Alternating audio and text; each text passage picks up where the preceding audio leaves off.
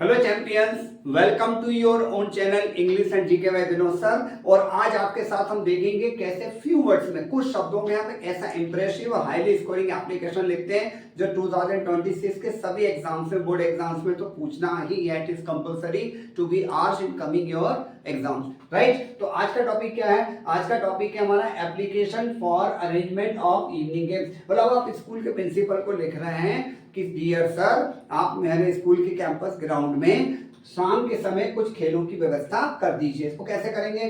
First thing, margin line से शुरू होती है क्योंकि प्रेजेंटेशन मैटर्स।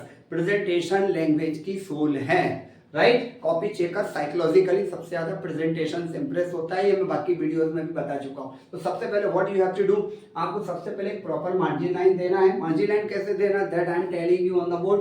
आपको प्रॉपर ब्लैक कलर से दो सिमिलर स्ट्रिप लगानी है, दैट लुक्स अट्रैक्टिव। तो देखिए, कहते हैं ना, well begun is half done, ठीक। फिर इसके बाद मार्जिन लाइन के उस पार क्यू कैपिटल बना के क्वेश्चन, और ये जो दो बिंदी आप देखते हैं, this is in punctuation called colon. तो आपने कोलन लगा दिया, अंडरलाइन किया वर्ड। अब शॉर्ट में वो टॉपिक दे दीजिए जिससे आप एप्लीकेशन लिख रहे हैं। जैसे यहाँ दिया हुआ है application for arrangement of evening games, मतलब इवनिंग गेम्स की व्यवस्था या इंतजाम के लिए एप्लीकेशन आवेदन। अब क्या शुरू हुआ? क्वेश्चन के बाद आंसर, आपने लिखा आंसर, फिर कोलन और उसको अंडरलाइन किया। अब आ जाइए अपने मेन फॉर्मेट में। चूंकि लेटर और एप्लीकेशन में कोई वर्ड लिमिट रेस्ट्रिक्शन नहीं होती, कोई आपको बाध्य नहीं कर सकता कि इतने ही वर्ड्स लिखो, बट टू द पॉइंट होना चाहिए, फॉर्मेट सही होना चाहिए और इंप्रेसिव होना चाहिए। That is given on this board dear champions. Word to word check करिएगा। सबसे पहले आपके आंसर की शुरुआत होती है to, application begins with to, उसके बाद आता है कॉमा, थोड़ा सा गैप करिए, देखिए ये गैप कर दिया, और इसके बाद हमने लिखा द प्रिंसिपल। ये क्या होती है? पोस्ट होती है।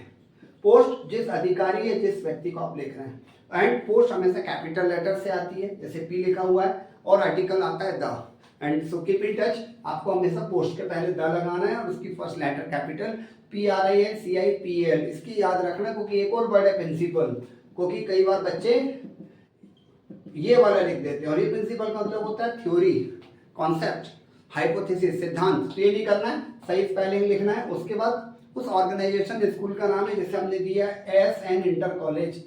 तो यहाँ देख लीजिए, फर्स्ट लेटर जो भी आप वर्ड रखते हैं उसका होना चाहिए SN इंटर कॉलेज, कॉमा। इसके बाद थर्ड लाइन इज लोकेलिटी, जहां वो कॉलेज है, ऑर्गेनाइजेशन या ऑफिस है, जैसे लिखा है आजाद नगर, कॉमा, और सिटी या टाउन। अब देखिए स्टूडेंट्स, आपने ये टू लिखा था, इसके जस्ट नीचे आपने लिखा है SUB। SUB का मतलब होता है सब्जेक्ट, विषय, और टॉपिक जिस पे आप लिख रहे हैं। उसके आगे आपको क्या लिखना है? रिक्वेस्ट फॉर इवनिंग गेम्स, अर्थात आप अपने प्रिंसिपल सर से रिक्वेस्ट कर रहे हैं कि इवनिंग गेम्स को क्या करें, अरेंजमेंट करें। इसके बाद चूंकि वो सर है इसलिए आपने क्या लिख दिया, सर, इसके बाद कॉमा, और फिर पैराग्राफ बनाइए। देखिए इस फॉर्मेट का बड़ा मैजिकल इंप्रेशन पड़ता है।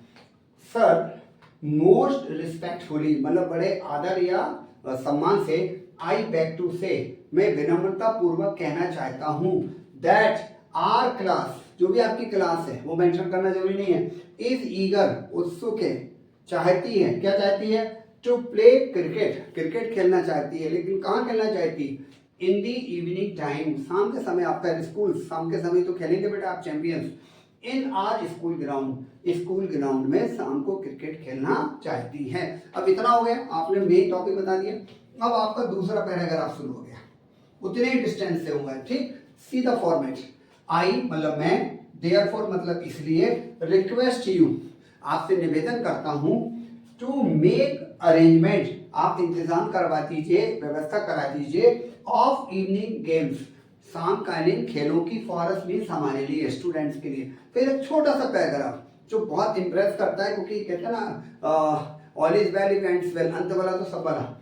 आई शैल बी हाईली ओब्लाइज्ड, मैं हमेशा इसके लिए आपका आभारी रहूंगा, राइट। इसके बाद कुछ नहीं करना है, फुल स्टॉप लगाना है क्योंकि सेंटेंस था। अब इधर आ जाइए इस कॉलम में, यहाँ बच्चे गलती कर देते हैं, योर का वाई कैपिटल रखिए, योर में कभी भी ये एपॉस्ट्रॉफी मत लगाइए, बिल्कुल इसके बिना लगाइए। योर्स ओबीडिएंटली, ओबीडिएंटली की स्पेलिंग सही लिखिए, कॉमा लगाइए, और कभी भी अपना नाम नहीं लिखना है। Yours ओबीडिएंटली XYZ। हाँ, चाहें तो और एडिशनल कर सकते हैं आप कि इसके नीचे आप अपना क्लास मेंशन कर सकते हैं। क्या क्लास कर सकते हैं? मान लो आपने लिखा 12A, ठीक, तो ये आपका काउंट है। अब क्या करना है, डेट कहाँ आएगी? जिस लाइन पर आपने अपना XYZ या ABC लिखा, please and please do not right your name, officially valid नहीं अपना नाम लिखना, आप अपने आप को रिप्रेजेंट XYZ कैपिटल में ABC से लिख सकते हैं। ऑन द सेम लाइन इधर आप कैसे लिखेंगे?